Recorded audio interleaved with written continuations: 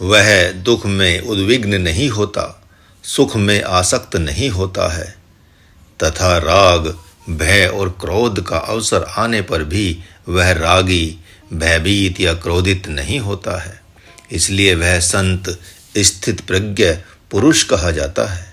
इतना ही नहीं, वह सर्वत्र स्नेह से रहित शुभ व्यवहार को पाकर भी न उसका स्वागत करता है न द्वेष करता है। उसके इस लक्षण से समझा जाता है कि उसकी प्रज्ञा स्थिर है। साधकों के मन में भी कौतूहल हो सकता है कि ऐसे महापुरुष के पास दुख क्यों आएगा, जबकि संत कहते हैं कि ऐसे महापुरुष के पास ही तो दुख आएगा। यदि विश्वामित्र के यज्ञ में मारीच, सुबाहु, ताड़का नामक दुख नहीं आया होता तो वे श्री राम प्रभु को लाकर उन असुरों के साथ साथ अहिल्या का उद्धार कैसे कराते, महाराज जनक का दुख दर्द कैसे दूर कराते। महापुरुष के ऊपर आया हुआ दुख जगत के दुख का निवारण करने के लिए होता है। हाँ, इस मंत्र के द्वारा यह स्पष्ट है कि वह दुख में दुखी नहीं होता, तभी तो उसके दुख से भगवान दुखी हो जाता है। विश्वामित्र असुरों के दुख से दुखी हुए होते तो हुंकार भरकर स्वयं भस्म कर देते। एक बात और स्पष्ट है कि दुख से वह दुखी नहीं होता, अतः दुख से भागता भी नहीं। जब आप ऐसा कह रहे हैं तो वह दुख का सामना तो करता ही होगा। नहीं, सामना भी नहीं करता है, बल्कि जैसे सर्दी गर्मी को वह शरीर तक सीमित समझता है, वैसे ही स्वयं दृष्टा रूप हुआ वह उसे दुख की आत्मा का भाव विकार समझता है। फिर दुख की आत्मा कौन है? जो समझता है कि मैं इन्हें दुख दे रहा हूँ, उस पुरुष का वह भाव विकार समझता है। एक बात और जान लें कि सामान्य लोगों के दुख और उसके दुख में अंतर है। सामान्य लोगों का दुख उनका कहना नहीं मानता, भगाने से नहीं भागता, किंतु आत्मज्ञानी के ऊपर आया हुआ दुख आत्मज्ञानी की प्रतिष्ठा बढ़ाने आता है। जबकि आत्मज्ञानी इतना सामर्थ्यवान होता है कि वह दुख से जाने को कह दे तो वह दुख चला जाता है। हनुमान जी के पास सुरसा का आना बड़े भारी दुख का आना था, किंतु सभी जानते हैं कि वहां पर उनका व्यवहार क्या था। उनके व्यवहार से प्रसन्न होकर सुरसा नामक दुख उन्हें वरदान देकर चला गया। यही नहीं, रावण ने भी उन्हें दुख देना चाहा था, लेकिन उस दुख ने उसी की लंका जला डाली। तांत्रिक ने जड़ भरत की अपनी देवी को प्रसन्न करने के लिए बलि देनी चाहिए, लेकिन उन्होंने उसका प्रतिकार एक अंश भी नहीं किया था, जिसका परिणाम हुआ कि भगवती ने प्रकट होकर तांत्रिक का वध कर डाला और जड़ भरत को वरदान देकर अंतर्ध्यान हो गई। आप सबके मन में विचार आ सकता है कि ऐसी सिद्धि किस काम की जो समय पर काम न आवे। कुत्ता भी बलवान हो तो उसे कोई मारने का साहस नहीं करता, और यहाँ तो कहा जा रहा है कि कोई दुख देगा, सताएगा, अपमानित करेगा, लेकिन वह कुछ भी प्रतिकार नहीं करेगा। प्रतिकार करना तो दूर, बल्कि दुख से दुखी भी नहीं होगा। कहीं लोगों के द्वारा पूजित हो जाएगा और प्रसन्न भी नहीं होगा, तो ऐसा ज्ञान किस काम का। हाँ, आपके प्रश्न करने से ही पता चलता है, आपकी ऐसी सोच बता रही है कि लगता है आप जितेंद्रिय तो हैं, बाहर के विशेषों वैरागी भी हैं, किंतु स्वजनों और अपने शरीर में रागी भी हैं। अतः जब तक ऐसी स्थिति बनी रहेगी तब तक दुख पीछा नहीं छोड़ेगा। यदि आप ऐसा समझते हैं कि आप सन्यासी होकर दुख रहित हो गए, तो ऐसी भूल में मत रहें, क्योंकि इस अवस्था में दुख और भी घेर लेता है। सद्गुरु की आज्ञा की अवमानना करने वाले साधकों ने कभी सिद्धि लाभ नहीं किया है। दो प्रकार के आध्यात्मिक योद्धा होते हैं, एक गृहस्थाश्रमी और दूसरे संन्यास आश्रमी। यदि संन्यास आश्रमी साधक के व्यवहार को गृहस्थाश्रमी स्वीकार कर ले तो कर्म में संकरता आ जाती है। आप यदि संन्यास आश्रमी हैं तो भगवान दत्तात्रेय एवं महात्मा सुखदेव के आदर्श से ही चलकर अपने मौलिक स्वरूप में स्थित रह सकते हैं। संत दुख में दुखी एवं सुख में सुखी इसलिए नहीं होते क्योंकि वे दोनों के मूल को जानते हैं, और जो मूल को जानता है वह उसके स्वरूप को भी जानता है। आप सोच सकते हैं कि जब ऐसा है तो संत की उपासना का लाभ ही क्या है। भगवान इसके विषय में कहते हैं, भले ही वह मूक दृष्टा बना रहे, लेकिन भीतर में वह संपूर्ण शक्ति से संपन्न रहता है। जिस प्रकार विषय निवृत्ति के उपरांत कछुआ अपने अंगों को अंतर में समेट लेता है तथा प्रवृत्ति काल में उन्हीं अंगों से विषयों का सेवन करता है, वही स्थिति आत्मज्ञानी की होती है। वह भौतिक विषयों से तो अपनी इंद्रियों को सदा सर्वदा के लिए संकल्प बल से रोक ही लेता है, और आध्यात्मिक विषयों को समय अनुसार जगत हितार्थ उपयोग में लेता है। इसी से तो वह स्थित प्रज्ञ कहा जाता है। ऊपर के मंत्रों द्वारा कोई समझ सकता है कि भगवान ने स्थित प्रज्ञ पुरुष को एकदम जड़वत बना दिया। उसका समाधान करते हुए भगवान ने कहा कि आप यह भी मत भूलें कि वह आत्मबल से संपन्न रहता है। हाँ, यह बात अलग है कि आत्मज्ञान होने से विषयी पुरुषों से सदा उदासीन रहता है। उसका जीवन तो भगवत भक्तों के लिए ही होता है। उसकी कोई अपनी वासना नहीं होती। जिस प्रकार सूर्य के प्रवृत्ति काल में कमल अपने आप विकसित हो जाते हैं और निवृत्ति काल में कमल की पंखुड़ियां सिमट जाती हैं, उसी प्रकार इस जीव जगत में आत्मज्ञानी की उपस्थिति भी भक्तों एवं साधकों रूपी कमलों के खिलने हेतु सूर्य के समान होती है। उसके पास सभी दिव्यास्त्र होते हैं। नहीं सुना आपने कि ब्रह्मदंड को सामने खड़ा कर दिया था ब्रह्म ऋषि वशिष्ठ ने, तो विश्वामित्र जैसे योगी तपस्वी को धूल चाटना पड़ा था। इस धोखे में मत रहना कि ब्रह्मज्ञानी युद्ध नहीं करता, अपितु युद्ध तो ब्रह्मज्ञानी ही करता है। केवल दृष्टा होके वह नहीं जीता। आताताइयों को शाप तथा भक्तों को वरदान देता है। अब जब कोई वरदान एवं शाप का अधिकारी नहीं है तो वहां तो दृष्टा ही होकर रहेगा। उसके लिए तो संपूर्ण प्राणी विषयी मनुष्य से देवता तक, चींटी से हाथी तक, सांप से बिच्छू तक, मच्छर मक्खी के ही समान है। अतः इन सब के द्वारा प्राप्त हुए दुख को मच्छर मक्खी के ही समान मानता है। इसलिए वह मच्छर मक्खी को भी क्यों मारे और उनके द्वारा किए गए स्वागत को क्या महत्व दे। सकामी भक्तों की तो कामना उसके दर्शन मात्र से ही पूरी हो जाती है, और जघन्य अपराधी उसके शाप के अधिकारी हैं नहीं। अतः वह उनके बीच वरदान एवं शाप से उदासीन होकर सम शांत बना रहता है। रही बात निष्कामी भक्त की, तो वह उनके लिए ही शरीर धारण किए रहता है। एक बार कंस ने गर्ग ऋषि के सामने प्रभु का श्री कृष्ण नाम रखने पर उनका अपमान कर दिया था। वे भगवान का अपमान सहन न कर सके और उसके दरबार से यह कहते हुए उठकर चले गए कि अरे दुष्ट, तू तो शाप का भी अधिकारी नहीं है, क्योंकि शाप देने के उपरांत कभी शरणागत होने पर तुझे वरदान देना ही पड़ जाएगा। स्वयं महात्मा अर्जुन ने भगवान का ही बड़ा भारी तिरस्कार कर दिया है।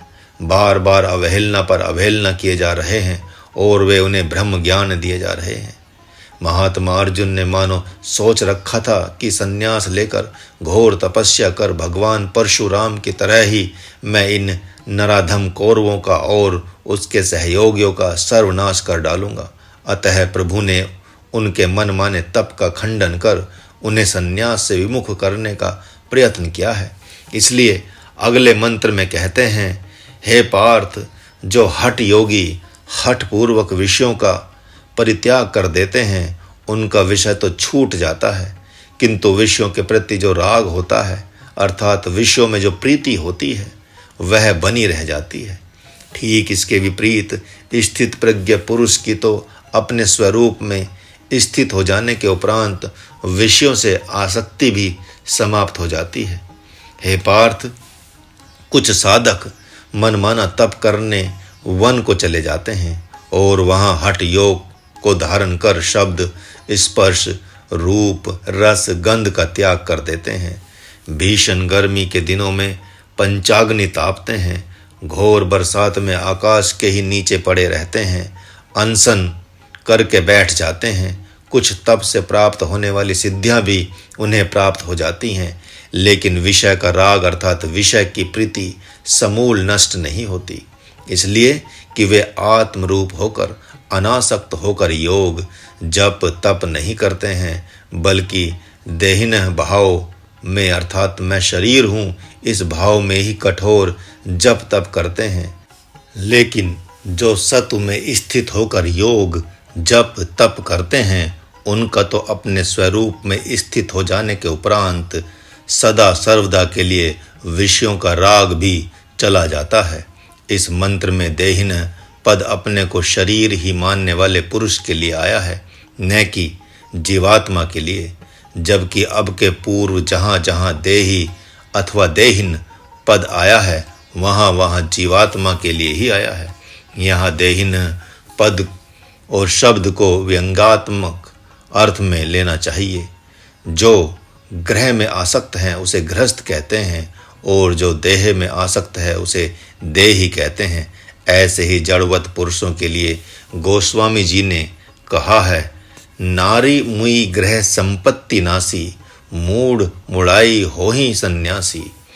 आप सब ने देखा होगा कि कच्चा आम जब संपूर्ण यौवन में नहीं होता तो तोड़कर पकाने पर पक तो जाता है, किंतु वह स्वाद नहीं आता जो अपने आप पके हुए आम में आता है। उसी प्रकार जो साधक लड़ाई झगड़ा करके क्रोधावेश में घर छोड़कर साधु बन जाते हैं, या बहुत प्रयत्न करने पर भी जब दरिद्रता पीछे नहीं छोड़ती, यही नहीं उनका बाल बच्चों सहित सब कुछ नाश हो जाता है, फिर दीनहीन अवस्था में लोक लाश से बचने के लिए साधु तो बन जाते हैं, लेकिन उनके मन में विषय प्राप्ति की कामना बनी रह जाती है। ऐसे लोग घोर जप तप लगभग घर गांव नगर के बीच में करते हैं, ताकि सर्वप्रथम उन्हें मान सम्मान प्राप्त होता रहे और कालांतर में भक्तों के द्वारा पूजा भेंट पाकर पुनः विषय हो जाते हैं। भगवान ने यह प्रसंग यहाँ पर इसलिए दिया कि अर्जुन का संन्यास लेने का हार्दिक मन नहीं है, यह तो भय और मोह के कारण से है। इसके लिए पहले से उनकी एक अंश भी तैयारी नहीं है। अतः वे वन प्रदेश में जप तप योग एवं ध्यान में प्रवृत्त होंगे तो ये भी सभी विपक्षी मन में विषय बनकर नाचते रहेंगे और उनके मन को नचाते रहेंगे। इस रहस्य को भली भांति जानने वाले भगवान ने मानो उन्हें सावधान किया। जलाहार व्रत के दिनों में लोग कहते हैं कि जागने में तो मन से पूड़ी पकवान खाते ही हैं, लेकिन स्वप्न में भी मन से खाना पीना ही चलता रहता है। वह इसलिए कि एक साथ घर बार एवं भोजन छोड़ना पड़ जाता है। यदि धीरे धीरे छोड़ा जाता तो ऐसी स्थिति नहीं बनती, क्योंकि पहले से उसकी भूमि तैयार हो जाती है। एक संत ने महाराज से अपने एक शिष्य के विषय में कहा कि इसने संन्यास तो ले लिया है, लेकिन घर के प्रति इसकी विशेष प्रीति है, क्योंकि जब इसके घर की बात की जाती है तो इसका चेहरा खिल जाता है। इससे पता चलता है कि संन्यास लेने के पूर्व उसकी भूमिका अच्छी प्रकार इसके द्वारा नहीं बन पाई थी। इस मंत्र के विषय में महाराज को एक कथा याद आती है। एक साथ तप करते हुए 4 साधकों के पास भगवान प्रकट हुए। पहले साधक से प्रभु ने कहा, क्या मांगते हो आप? उसने प्रार्थना की, हे प्रभु, आप तो मुझे सर्वगुण संपन्न अति सुंदरी धर्म पत्नी दे दें, जिसको देखकर मेरी पहली कर्कशा धर्म पत्नी सदा जलती रहे। एवमस्तु वरदान देकर भगवान ने दूसरे से कहा, आपको क्या चाहिए? उसने प्रार्थना की कि हे जगतपते, आप तो मुझे काम रहित अर्थात मैथुन रहित होने का वरदान दे दे, क्योंकि मेरी धर्म पत्नी मुझे विषयी कहकर सदा मेरा उपहास करती है। ठीक है, ऐसा ही होगा। ऐसा कहकर प्रभु ने तीसरे साधक से वरदान मांगने को कहा। तो उसने प्रार्थना की कि हे सनातन पुरुष, मैं संत बन गया था। सब लोग मेरा उपहास किया करते थे कि कुछ जानते भी हो कि साधु बनकर केवल ढोंग कर रहे हो। अतः मैं उन सब की वाणी को बंद कर सकूं, इसके लिए मुझे तो आप अष्ट सिद्धि एवं नव निधि का वरदान दे दे। ठीक है, ऐसा ही होगा। प्रभु ने ऐसा कहकर चौथे से कहा, आप क्या चाहते हैं?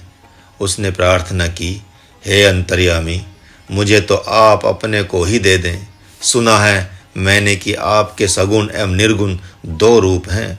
मुझे सदा सर्वदा के लिए इन दोनों रूपों का बोध हो जाए। इस प्रकार आप सब जान गए होंगे कि विषय रस की प्रीति अंतःकरण में किस तरह छिपी रहती है, अतः अवसर पर कैसे प्रकट होती है। जो सतु में स्थित नहीं है, वे यदि घोर जप तप करते हैं तो उनका विषय तो निवृत्त हो जाता है, लेकिन विषय से राग निवृत्त नहीं हो पाता। इस विषय में एक अद्भुत कथा आती है, जिसके द्वारा इस मंत्र का आशय स्पष्ट हो जाएगा। सौरभी ऋषि ने 12 वर्ष के लिए जल के भीतर संकल्पवत समाधि ले ली थी, लेकिन निर्विषयी नहीं हुए थे, जबकि वे स्वर्ग प्रदाता भी थे। कुछ मछुआरों के जाल में मछली की जगह वे ही फंसकर बाहर आ गए। यह देखकर मछुआरे अति भयभीत होकर उनके चरणों में गिर पड़े और कहा, हे प्रभु, हम सब निरपराधी हैं। जाल तो डाला था मछलियों के लिए, लेकिन साथ में आप भी आ गए, अतः हम पर आप कृपा करें। किंतु यह क्या?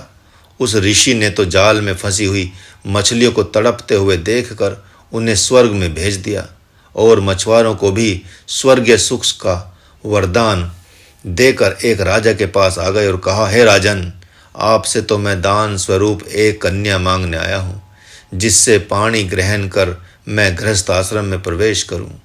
राजा ने मन में सोचा, इन 60-65 वर्षीय ऋषि को मैं कन्या कैसे दान कर दूं? लेकिन यदि कन्या को भेंट नहीं करता हूं तो पता नहीं क्या शाप दे बैठेंगे। अतः उनसे कहा, हे प्रभु, आप महल में जाएं, मेरी 7 कन्याएं हैं। जो कन्या आपके साथ जाना चाहे उसे आप ले जाएं। ऋषि ने राजा की चालाकी समझ ली और महल में प्रवेश करते समय उन्होंने एक दिव्य स्वरूप धारण कर लिया, जो देखने में 18-20 वर्ष का प्रतीत हो रहा था। अरे ये क्या? ऋषि का प्रस्ताव सुनकर सभी कन्याओं ने कहा, आपको मैं वरण करती हूँ, आपको मैं वरण करती हूँ, आपको मैं वरण करती हूँ। ऋषि 7 कन्याओं को लेकर वन की ओर चलते बने और राजा देखते रह गए। कुछ समय के उपरांत राजा ने वन में जाकर अपनी प्रथम कन्या के पास रोना रोया। कन्या ने कहा, पिताजी, शोक संताप करने जैसी यहाँ कोई बात नहीं है। ये ऋषि आपको वृद्ध दिखाई पड़ते हैं, किंतु हम लोगों को एक देव पुरुष जैसे दिखाई पड़ते हैं। इन्होंने अपने संकल्प से 7 महल प्रकट कर आपकी हम 7 पुत्रियों को एक एक महल दे दिया है। दिव्य सुख एवं ऐश्वर्य तो आपके यहाँ से भी यहाँ हजारों गुना विशेष है। बस एक ही बात का मुझे भी बहुत दुख है कि ये जब से यहाँ आए हुए हैं तब से मेरे ही महल में रह रहे हैं। मेरी अन्य बहनों तो मुझे ही दोष दे रही होंगी, लेकिन मैं कहती भी हूँ तो मानते ही नहीं हैं। विशेष कहूँ तो शाप का भय लग रहा है। राजा ने जब अन्य बेटियों के पास पूछा तो सबके पास यही कहानी थी। राजा उस ऋषि के शरणागत हो गए और नगर को चलते बने। इस कहानी से इस मंत्र का रहस्य तो आप भली भांति जान गए होंगे।